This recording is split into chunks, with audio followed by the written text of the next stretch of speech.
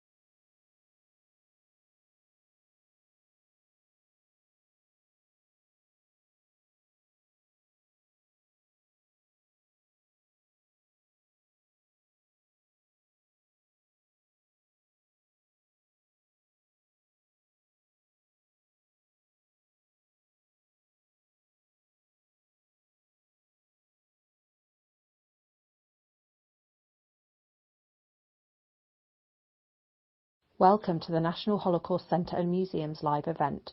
The broadcast will start shortly.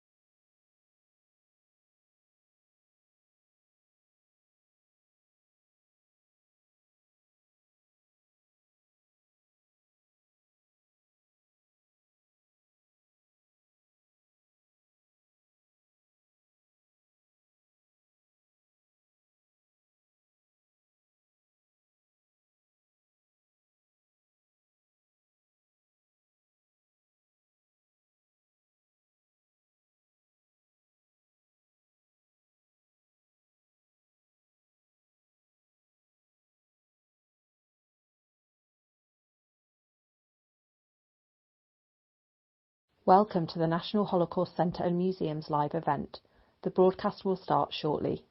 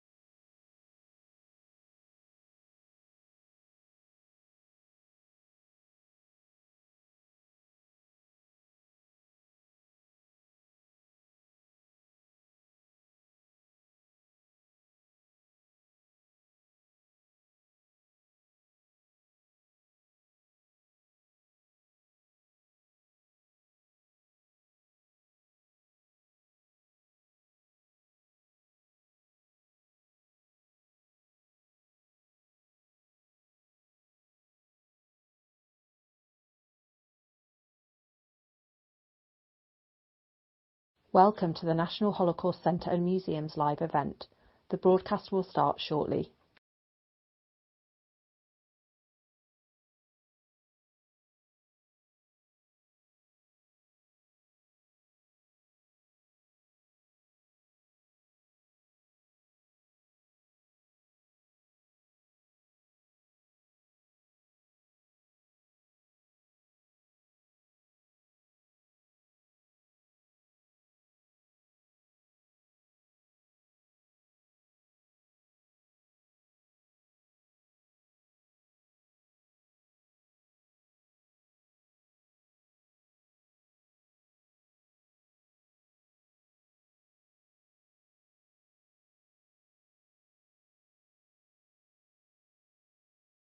Welcome to the National Holocaust Centre and Museum's live event. The broadcast will start shortly.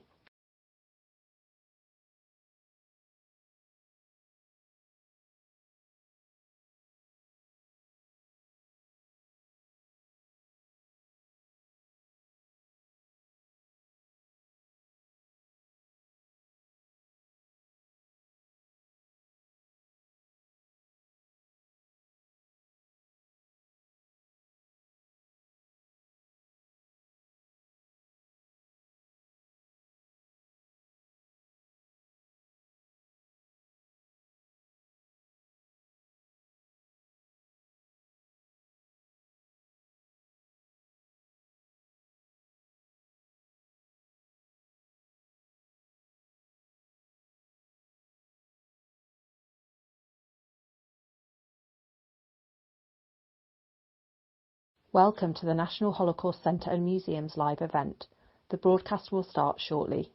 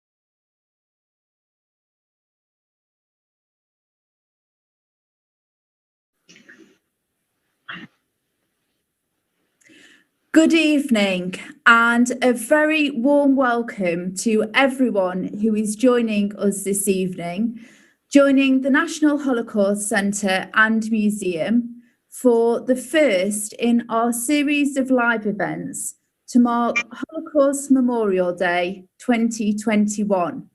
And we're privileged this evening to be joined by two very special guests who I will introduce in a moment, to explore this year's theme, to be the light in the darkness. And we will be exploring the theme of hope in the darkness of the Holocaust by looking at extremely powerful and poignant paintings. To introduce our two special guests this evening, we are extremely privileged to be joined by Eva Schloss, MBE. Eva is a Holocaust survivor, memoirist, and the stepdaughter of Otto Frank. Born in Vienna, her family emigrated after the Nazi annexation of Austria, first to Belgium and then to Holland. In 1942, they went into hiding in Amsterdam, but 2 years later were betrayed by a double agent in the resistance and deported to Auschwitz.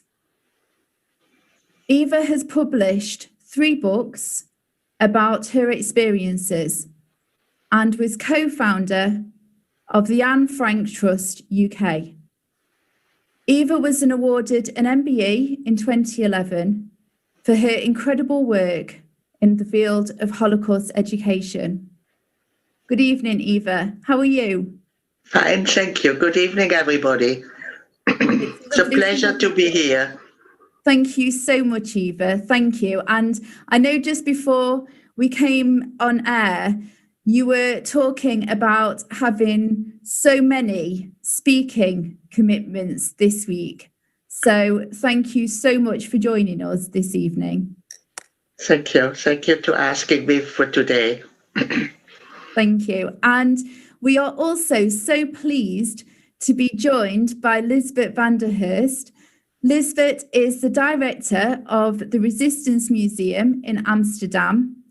The museum was founded in 1984 to preserve the memory of the resistance against National Socialism and fascism. In 2013, the museum opened a dedicated exhibit, Resistance Museum Junior, which tells the true stories of 4 children during the Nazi occupation of Holland. And one of these children is Eva. Lisbeth, thank you so much for joining us this evening. Thank you for inviting me. I'm glad to be here. Thank you. Thank you. And what's especially lovely is, Lisbeth, obviously you're joining us this evening after an introduction from Eva, who obviously praised the incredible work that your museum does and said that we just absolutely had to speak to you. And it's from that introduction that obviously you're joining us this evening. So thank you so much. Thank you, Eva. Well, it's a pleasure because about 10 years ago, or perhaps longer, I donated the original paintings which Heinz and my father created in hiding. I donated them to the Resistance Museum. So this was really a very important step for me and for the museum, I think. Absolutely. And that really special relationship, obviously, we're going to have some time just to explore this evening.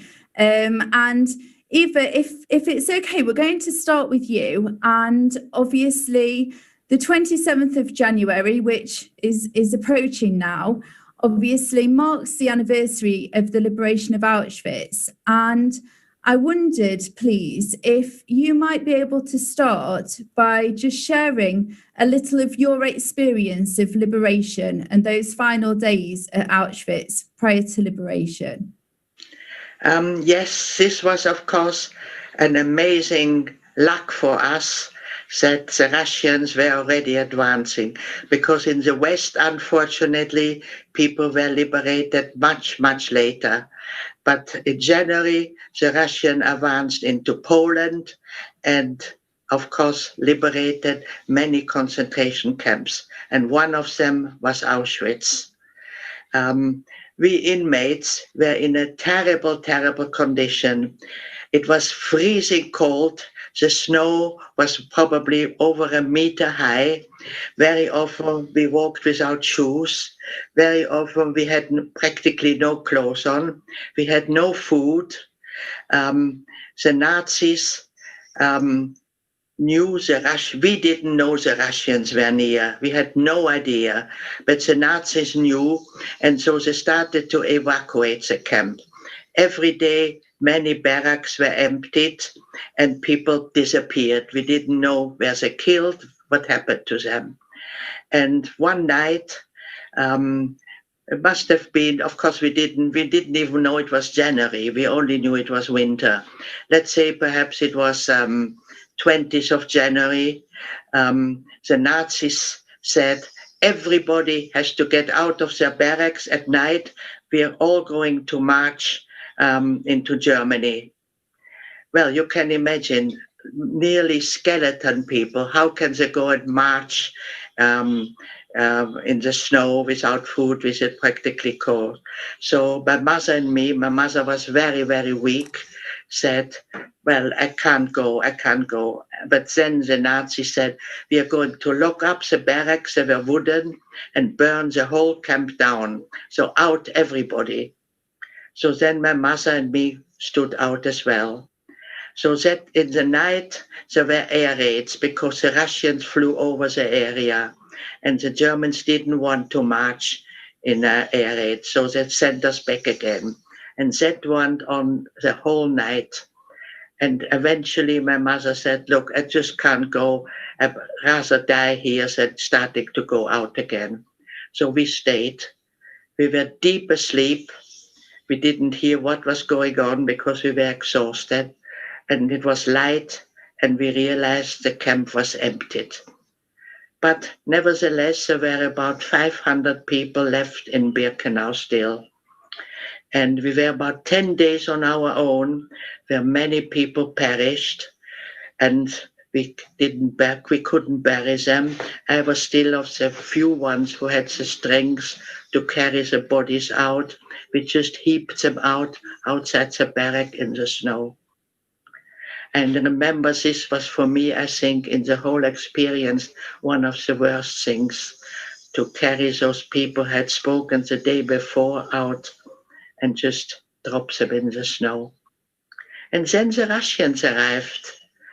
One day at the gate, many soldiers came with horses, with jeeps, with a field kitchen. And they fed us, they gave us food, hot food, cabbage soup. It was wonderful. We ate, and the Polish people could talk to them. They say, don't worry, we are going to look after you. But the next day they had left, and we were left again on our own. So eventually I decided I would go to Auschwitz. It was Birkenau, the women's camp, to try to find my father and brother. So one night I did, because I was fighting, bullets were flying around all the time.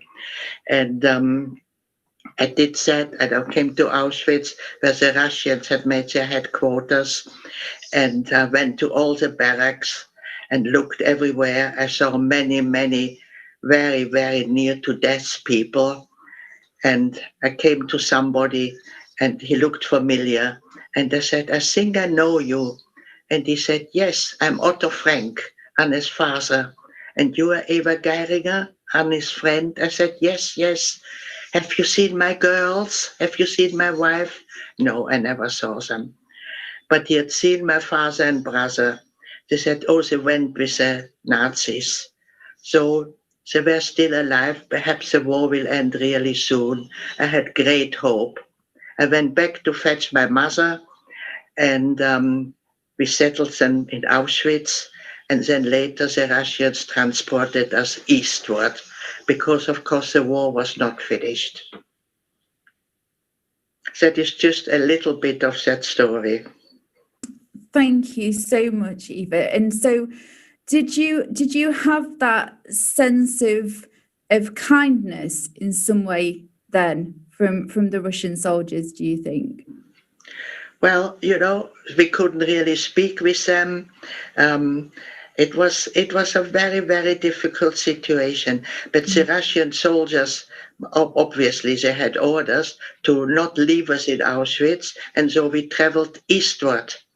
We traveled till May, eastward, till we ended up in Odessa. That's another long story, of course. And in Odessa, we waited for the end of the war, which came in May.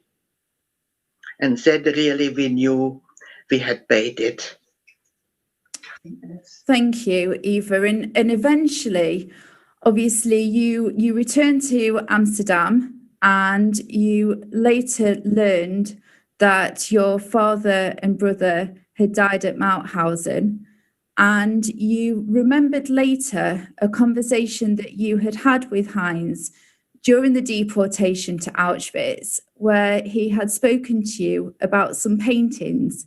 And I wonder if you could tell us a little about that, about the paintings and the decision that you made to go to try to find those.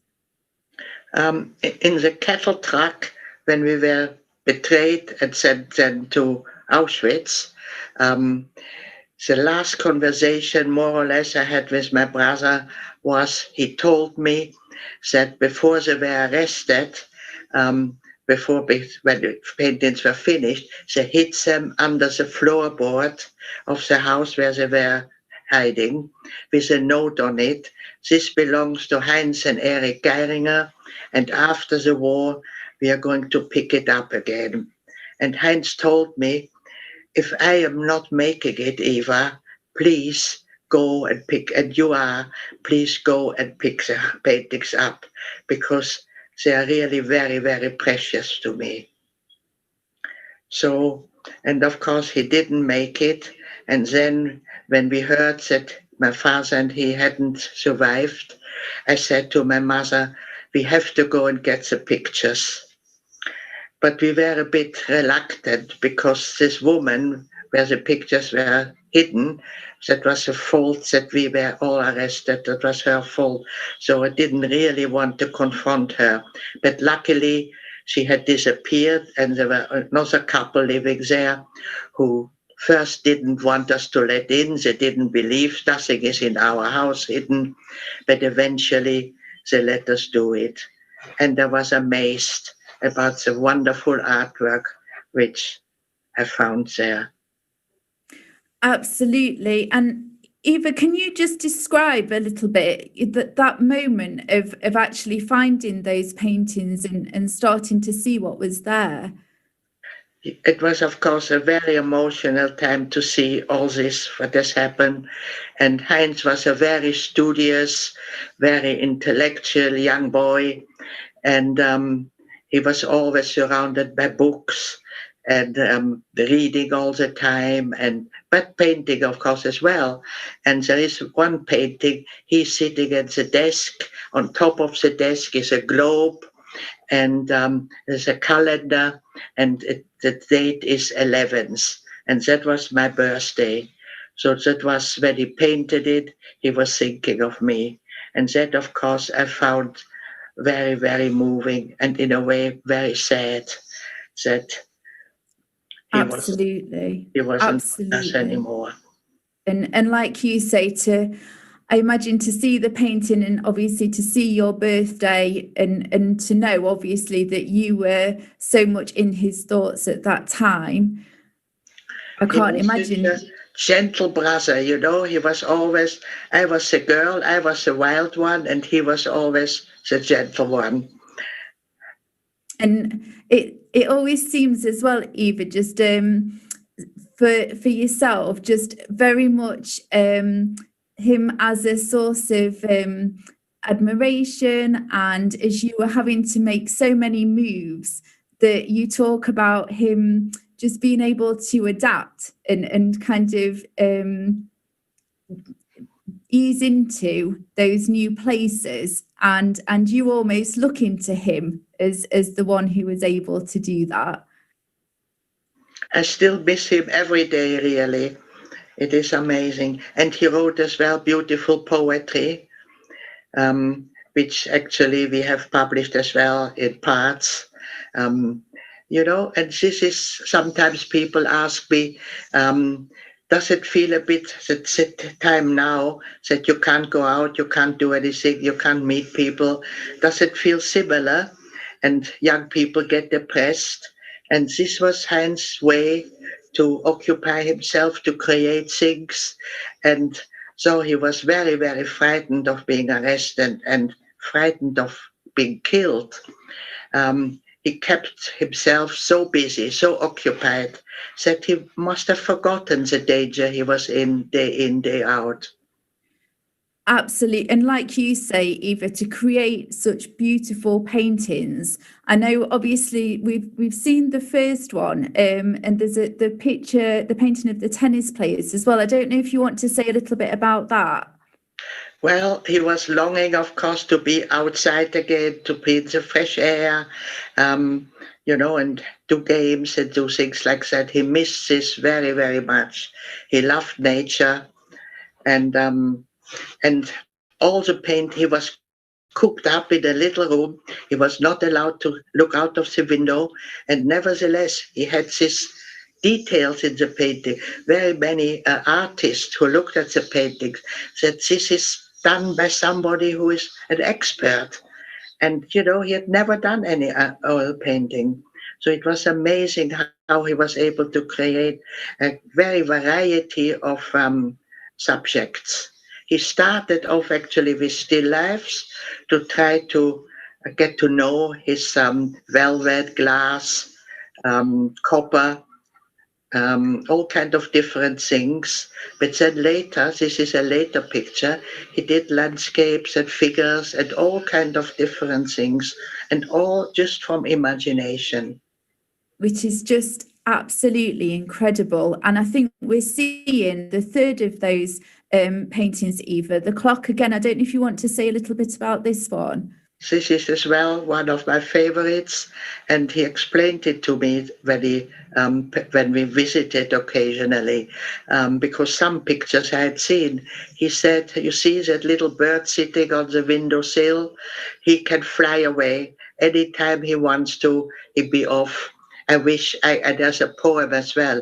Little bird, where are you going? I wish I could follow you." And the time is running out.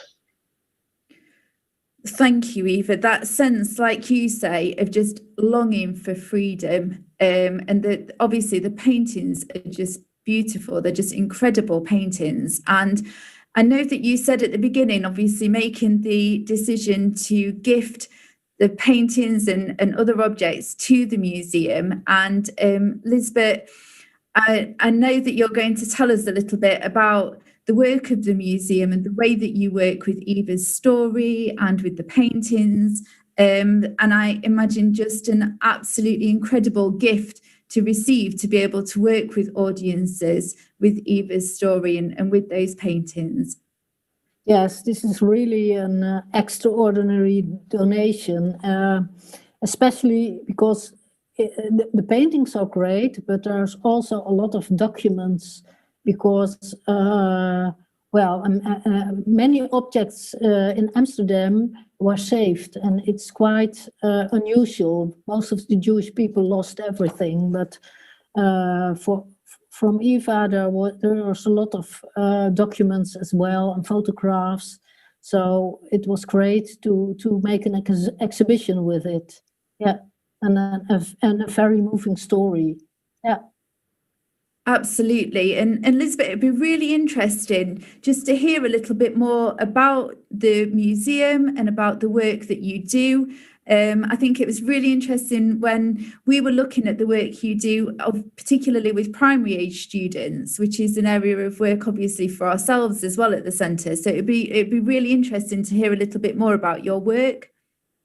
Yes, well, we have a permanent exhibition, big permanent exhibition, which covers the unexpected choices and dilemmas of the Dutch population, and we focus on the different ways people dealt with the Nazi occupation. So we don't only tell the story about resistance, but also of collaboration, of accommodation, of looking away.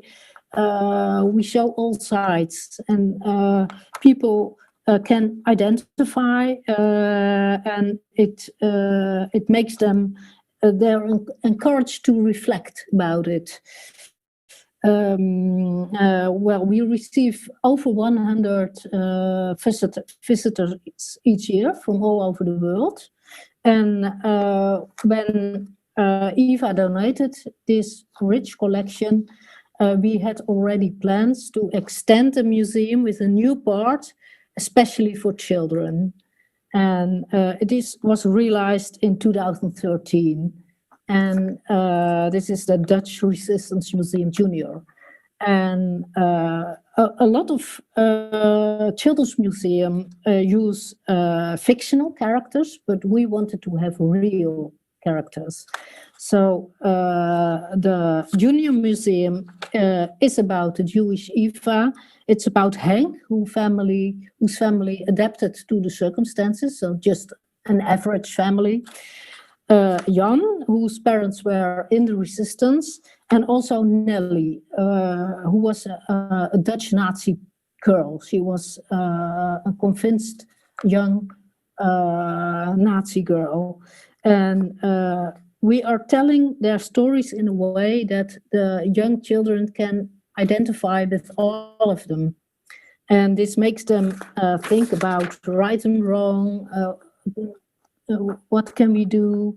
And it's a well, it's a quite successful layout. The children first start in a old-fashioned elevator, which turns out to be a time machine, and it flashes them back to the 1940s. And when they step out, they see a public square somewhere in the Netherlands with 4 houses. And in front of the 4 houses, the 4 children introduce themselves in an animation in a box. And they tell, well, this was my family like, and these are my hobbies, and these are my friends. And then the children can go into the houses and discover their stories in small story elements. And it's in sound, it's in animation, and often it's hidden in drawers and cupboards in period furniture. So it's really a different world where the young children step into. They see old-fashioned stoves and lamps and radios and so on, and they can explore what all the children have experienced during the Nazi times. The exhibition ends with a moment of reflection. Then we see the children as they are nowadays, and on a large display, interactive display, they explain how the war still influences them until today. Well, it's quite clear. It's for all of them. And they also discuss what I think today's children can learn about the experiences of war, and also about discrimination, democracy, rule of law. And the visitors can react, so they are encouraged to think about it as well. And well, they most of the time leave the Children's Museum, the Junior Museum, really impressed. And yes, they often stay there for many hours, come back even, and they are very impressed by Eva's stories, but also especially by the story of the Nazi girl, because this is a story which is not much told. It's still a little taboo to talk about it, and so it's very successful. Yeah, that's so interesting. Thank you, Lisbeth. I'm really hoping that eventually, when we return to some kind of normality, that we're able to do an exchange visit, so that we're able to see each other's exhibitions, because there are so many parallels in terms of our journey exhibition for younger visitors. And I think, as you say, that immersiveness, but also those 4 real stories, and just really focusing on critical thinking and really exploring those choices. It looks absolutely incredible. Yeah. Thank you. And Eva, I know that when we were speaking before, you were saying the importance of sharing your story, your testimony, and the paintings through the museum and through you speaking to young people as well is particularly important to you, and especially the paintings, because of a promise that your father made earlier to you and to Heinz. And I wondered if you could tell us about that promise that your father made. Yes, well, as I say, Heinz was a very big, so artistic. He was a very, very sensitive young man.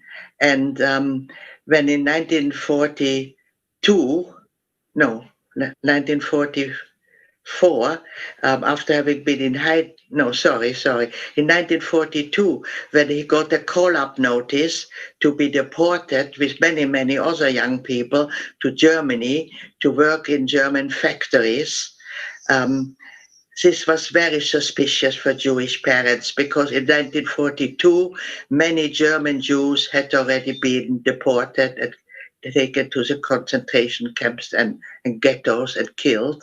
So why should they invite more young people to come back into Germany?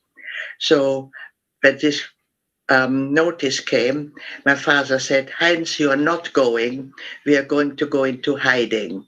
The same was with Anne Frank's older sister, Margot, 16 years old, like Heinz, 16 years old. She got that call-up notice, and many, many of their friends. So my father said, no, we are not going to send you. We are going to go into hiding. Well, I didn't know hiding. Adults don't go hiding. I said to my father, what do you mean by hiding? And my father explained, I found some very wonderful people, Dutch people, working for the resistance, who will offer their homes for us to stay with them to keep us safe. But I couldn't find a family who could take in 4 people. So we have to split up. And so Heinz will go with him and I will go with my mother. And I was 13 years old and I started to cry. I said, I don't want to be separated. I love my brother very, very much and my father. And my father explained, if we're in 2 different places, the chance that 2 of us will survive is bigger. Survive. So that was, I think, the first time that I realized it might be a matter of life and death. And I think the same for Heinz. He realized he might be killed. And being so sensitive, he had thought very much about death and dying. So he said, Papi, I'm afraid of dying. And my father said, well, unfortunately, this is how life is. Everybody has to die. But it's not the end, because if you have children, you will live on in your children. And then Heinz said, but what if I die before I have any children? And my father was thinking for a moment, and he said, even if you die in a young age, you have achieved something. And somebody will remember. So you will never be completely forgotten. We are all in a chain, and a link in a chain. It goes from generation to generation, and nothing is lost. So we had to accept that, and that is true. Yes, your body goes. What you have done is still with somebody, with your family. That's why so many people research now their ancestry. They want to know what their grandfather, great-grandfather have done. And so it's nothing is lost. And so when I have the paintings and they're in a museum and many, many people can see it, I feel I have kept the promise from my father to Heinz that he will not be forgotten. And I've got a book written about that. It's quite a little book for young people. It's called The Promise. It's a penguin book. And and that it was for me as well. When I was in the camp, I thought if I die with 15 years old, I hadn't done any painting, I'd done any poetry. I was a very naughty, simple child, I will be forgotten. And so I really spent every minute of the day in the camp not to give up. I became very, very strong. I became fanatic. I have to survive. And yes, I did. And of course, I remembered the promise to my father, to Heinz, and I wrote the book and I donated the paintings. And now I'm actually working on an animation film with an American filmmaker. So because this is very popular now, animation films. And I hope next year it will be finished. And I hope it will bring as well his life back to be remembered. Absolutely. And like you say, Eva, for sharing with younger learners, just a really important way of reaching them using animation as well. That sounds incredible. And I think we have the text of the promise. And like you say, Eva, just so important in thinking about the paintings and the way now that you have shared the paintings. And if I just read the words of your father, so it says, "Children, I promise you this: everything you do leaves something behind. Nothing gets lost. All the good you have accomplished will continue in the lives of the people you have touched. It will make a difference to someone, somewhere, sometime, and your achievements will be carried on. Everything is connected, like a chain that cannot be broken." Just such powerful words, Eva. That's right, yes. And it can really comfort well, children and even adults, anybody. Absolutely. And Lisbeth, for your work, obviously at the museum, that is part of the fulfillment, obviously, of that promise, and a huge responsibility, I imagine, actually, that you feel as part of that work as well. And I think it would be really interesting to know a little bit about the way that work impacts on the children that you work with and their families. Mm-hmm. Yeah.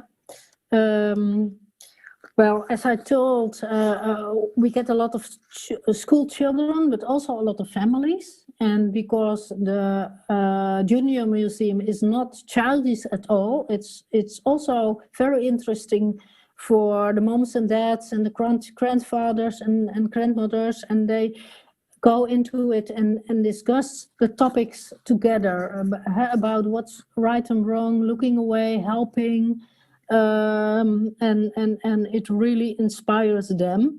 And also the paintings are very important part, because the children can see that Heinz expressed his loneliness and his longing for freedom in the paintings, and they understand what it is to be in hiding, because that's told in the story of Eva.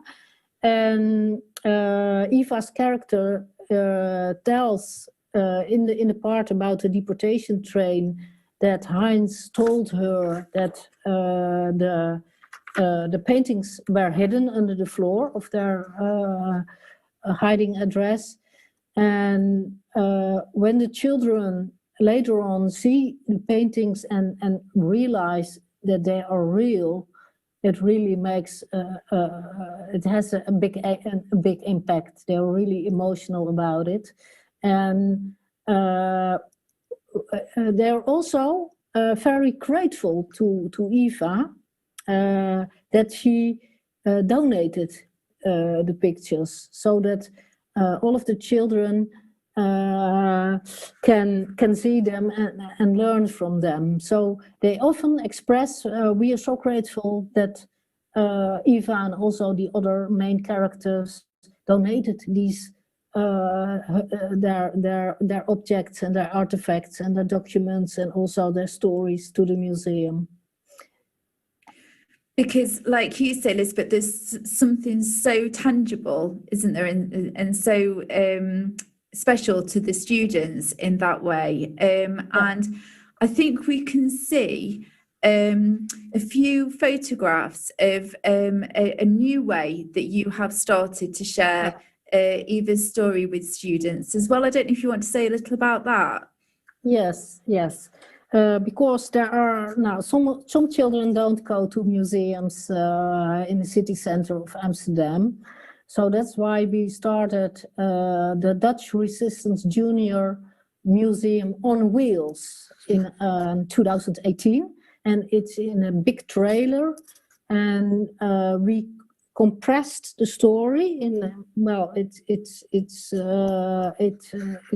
really well done. We compress the story, and in the Junior on Wheels we tell the same story as in the big museum, and children stay there for many hours, and it travels all through the country, especially in well, also the parts of Amsterdam, far out of the city, with a lot of immigrants, and it's really successful. Yeah. And just making sure that you really reach, like you say, lots of students in different communities. And Eva, again, it was you who first spoke to us about the outreach and about using the Resistance Museum on Wheels. And I think you were just really impressed with the way that the museum was taking the exhibition to children. Yes, it's amazing. I was supposed to come, but I was just filming in Austria at the time, so I couldn't really be there. But as soon as we can travel again, I'm going to come back to Amsterdam and go on a little tour with the bus that I've promised myself. That I think the world, when Lisbeth is talking about children being really grateful, Eva, I think there will be some incredibly grateful children when you take the tour with the bus, and I think there will be some really special experiences there. Fingers crossed that it won't be too long before we're able to think about some travel again. Very much. And you know, it is so nice. In the house, it's translated into English, and there was a young girl who was she English or was she Dutch, who spoke in English my story. And I mean, that is many years ago, Lisbeth, now. Mm-hmm. And she still, Christmas, she still write me always a card and say how important it was for her to do this voiceover for me. Yeah. You were the young children who do the voices. So we're young actress, and we took children with the right accent. So this girls that are the voices of Eva have a German accent, like she has now. That's lovely. Yeah. Oh, so still, obviously you don't lose your accent ever, really. No. Yeah, that is a lovely story, Eva, and like you say, it obviously made a real impression on her. So thank you, Lisbeth. I'm like Eva. I can't wait to be able to travel, hopefully, to come and see it in person. So and Eva, I know that obviously every year you share your testimony with thousands of students and learners and adult audiences. I think we've got a photograph of you sharing your testimony with us at Bet Shalom at the centre.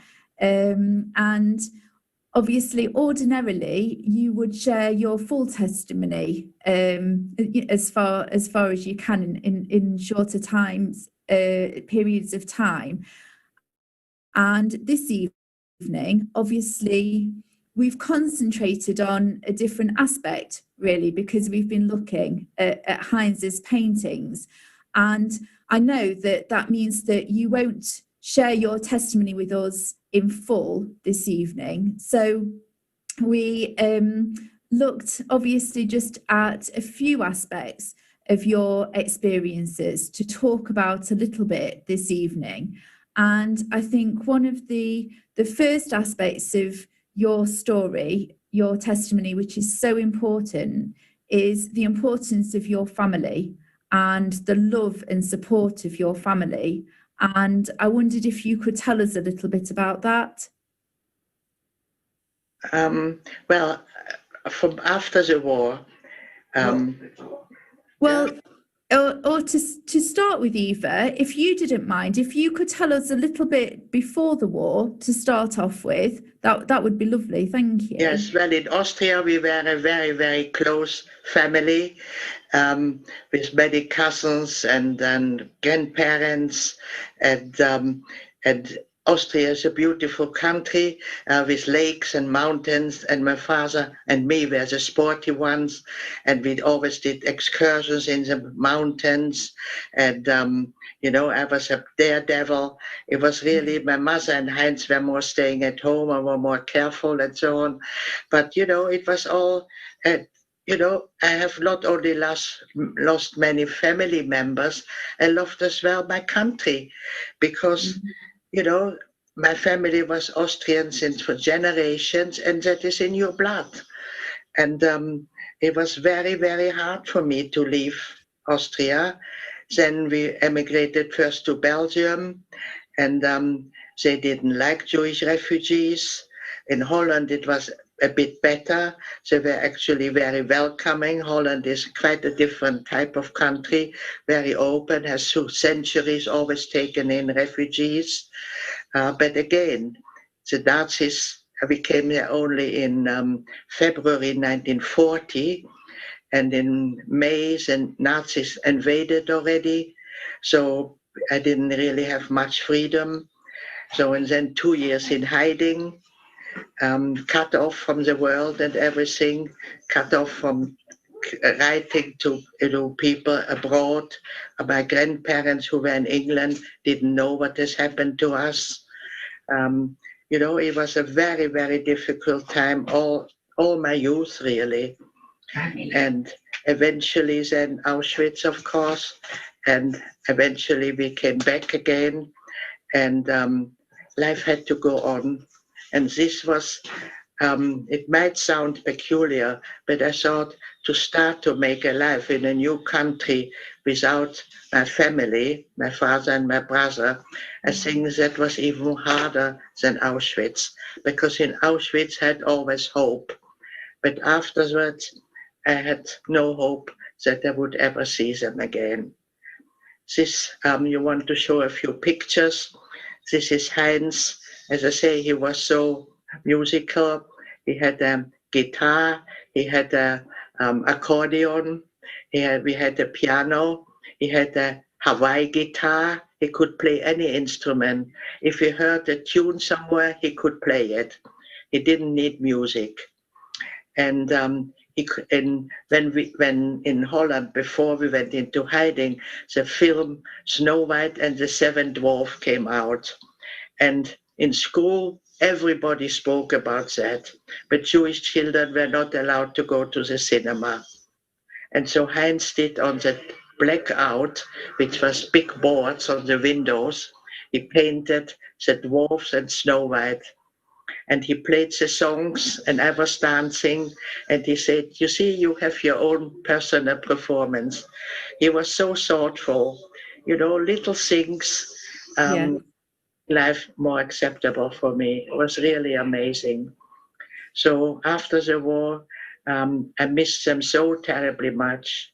And it was in Holland that we were together for the last, and I didn't really want to stay in Holland.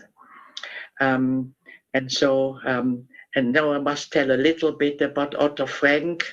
He was a neighbor, and he knew, of course, our family. And he came to tell us one day that his whole family was perished. And my mother told him that she lost as well her husband and some. So they were very important to each other. They helped each other. My mother cooked, invited Otto for meals and so on. And I was so full of hatred. And Otto said, you will be a miserable person. And I said, well, don't you hate? He said, no. And that was for me a really revelation. I said, but you lost, the Nazis killed your whole family. How can you not hate them? And he said, I am a German. My family has lived in Germany for generations, and I love their music, I love their literature, I love the language. How can I hate something which is really me. And he said, if you hate, you will live a miserable life. The people you hate, they don't know that you hate them. So eventually I started to get over my hatred. But this was for me, I think, the most difficult time of my life. Yes, absolutely, Eva. And in a way, did it feel a really helpful kind of way of looking at things for you, Eva? A bit of a turning point, maybe, in a way, the way that Otto spoke about that, was it? Yes, he was really a great help for me and for my mother. And, both were actually lonely. And so they became very good friends. And eventually they got married and were married for 27 years. And I must say, I've never seen a happier marriage than those two people. Both had lost their first family, but they made a new life with their new family.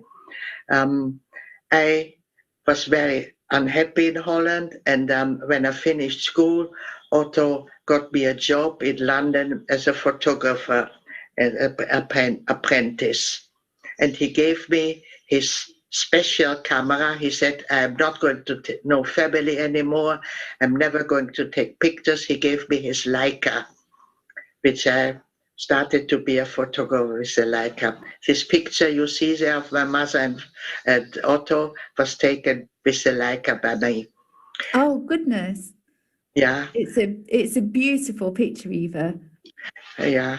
But when I got to England, I met a young man who had come from Israel to study economics, and we became sort of friends. We both didn't have any money. We went for long walks. And after 6 months, he said to me, Eva, I've fallen in love with you. Will you marry me? And when I'm finished with my studies, we can start a new life and go back to Israel. And I said, no, thank you. And he was quite shocked. Why not? Because, we both didn't tell each other who we were. I said I was Dutch, which I wasn't. He said he was Israeli, which he wasn't. He was a German refugee. We didn't speak of the past, So he was a bit sad. But then Otto, who kept an eye on me, came to England. And I told him this young man has asked me to marry him, but of course I won't. And because I will go back to my mother. I was very, very close with my mother, as you can imagine. Yes. And and then he said to me, your mother and me have fallen in love as well. And once you are married, we like to get married. So I went back to this young man and said, well, you can marry me now, which we did. And we went, end of the year, we went to Amsterdam, got married in Amsterdam because we didn't know anybody here. Yeah. And, and we were married for 63 years. And we had 3 daughters, and Otto and my mother had a family again. Otto was the best grandfather you can imagine. So, even his life was actually very happy again in the end. Of course, you never forget your first family, but, we still had actually a very good life. But nevertheless, all this, what I had experienced, was in my brain. I never talked about it. I didn't talk to my children, not to my husband about it. The first time I spoke was in 1986. After 40 years, I started to open up. And then I could let go. So again, one of the advices I give to kids, if they have a problem, please talk about it. Because as soon as you share it with somebody, you might not get rid of the problem, but to share it, to bring it in the open is a great, great help. And an Anne Frank exhibition came to England in 1986 for the first time, and I was invited, of course. And I was not a speaker. I was a very shy person. And it was Ken Livingston who opened it. And he said at the end, and now Eva will tell you something. Well, I didn't want to tell anything. I was very shy. I'd never spoken, certainly not into a crowd. But I stood on this podium and everything I had suppressed came flooding out. And they could stop me. And that was for me really a watershed. That was a very important moment. And then they asked me always to open the exhibition, which I did. And that's how I became a public speaker. And so from and then I wrote my first book, Eva's Story. And yes, and then I was asked everywhere to come and speak and tell my story, which I did first not so easily, but I learned to do it. And my last years really now, for 20 years, I've been traveling the world. I've been in Australia, I've been in China, I've been in Japan, a lot in America, of course. And everybody should know and learn about the atrocities that had happened. Because only through knowing can you not repeat the same thing. Absolutely. And I think, like you say, Eva, just the absolute importance of Holocaust education, that you show so much, obviously, dedication and commitment in sharing your testimony with young people. And I think particularly as we come to Holocaust Memorial Day, it's so much incumbent on everybody to make sure that obviously those testimonies and your story is being shared. And it's interesting, Eva, like you say, to go to so many different countries to share your testimony with people. And I imagine it feels quite strange at the moment, actually not traveling. And I know that you are just as busy sharing your testimony, but I imagine it feels quite different being at home. Well, it's different, to speak in front of a big crowd. In America, I speak usually to 2,000 people. They have those huge halls and things. And now, to be at the moment, I see 3-4 people, but I hope it's going to go around the world as well, because people have to learn, the young people have to know what is happening, because unfortunately, we don't live yet in a good world. There is terrible racism, there's terrible prejudice, there's refugee problems. We have a lot of things to sort out to make an equal, good world for everybody. I hope President Biden, he does mention all those things as well, that it should be a better world for everybody, not just for a few people. Absolutely. And like you say, Eva, such an important message. And I know it feels strange, obviously, not being able to see, like you say, the audience in the way that you would do ordinarily when you are speaking. And just before we come to a close this evening, I just wanted to share with you a few of the comments that people have been sending in from the audience this evening. So Emma says, "Thank you for speaking, Eva. You are a true inspiration."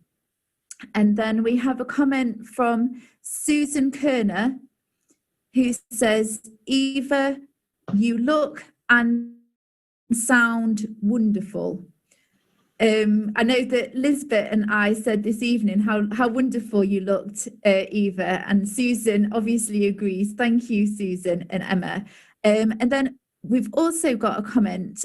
Susan says, "I hope to visit the Dutch Resistance Museum and see the outreach bus. That's such a good idea."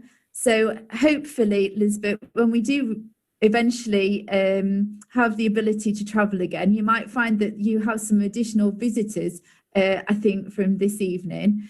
And I'm just going to finish with a question, Eva, if that's okay, just for the last few minutes, that has come to us from Brogan. And the question says, "I have read your books and been very moved by your story and by your brother's paintings. What message would you give to any young people watching tonight? What message would you give to any young people watching tonight? What advice? What message? What message? Yeah. Well, that's difficult to just give one message. Well, enjoy what you have got. Try to be happy. Try to help people. And you have one life on earth, make the most of it. And if you have a difficult period now, I know it's very difficult for young people to be cooped up, but there is a light. It's not forever. And while you are cooped up, you can do many, many things. Draw, write something. There's so many things you can do when you are stuck at home as well. So don't give up. And everything passes.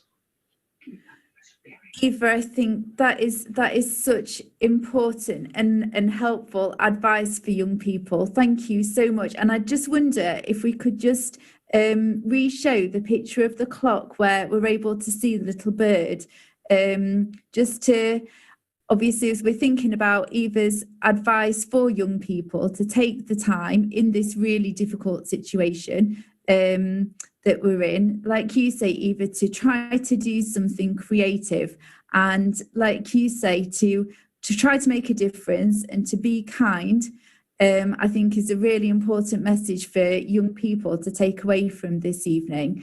So I would just like to finish by just saying thank you so much, obviously, to both of you for joining us this evening. Obviously, in looking at the idea of sharing the light in the darkness, it's just been such a privilege to be able to talk about Heinz's paintings and the work of the museum, Lisbeth, in sharing your really important story, Eva.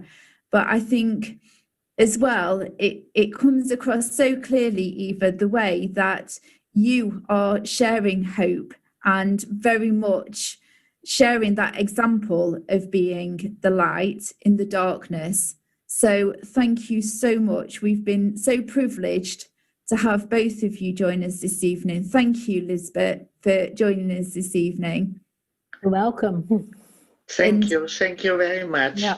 Thank you for coming along from Holland as well. I know you are not here, but joining us. Mm-hmm. Absolutely. And Eva, thank you so much to you for sharing some of the really rich stories behind, obviously, the paintings, and for sharing just some parts of your experiences with us as well, and just leaving us, obviously, with that message to think about in the way that we're able to consider being the light in the darkness. And we're so grateful to you for joining us this evening, Eva. Thank you so much. Thank you, Louise. Thank you very much. Thank you. Thank you. And thank you so much for everybody who has watched us at home as well.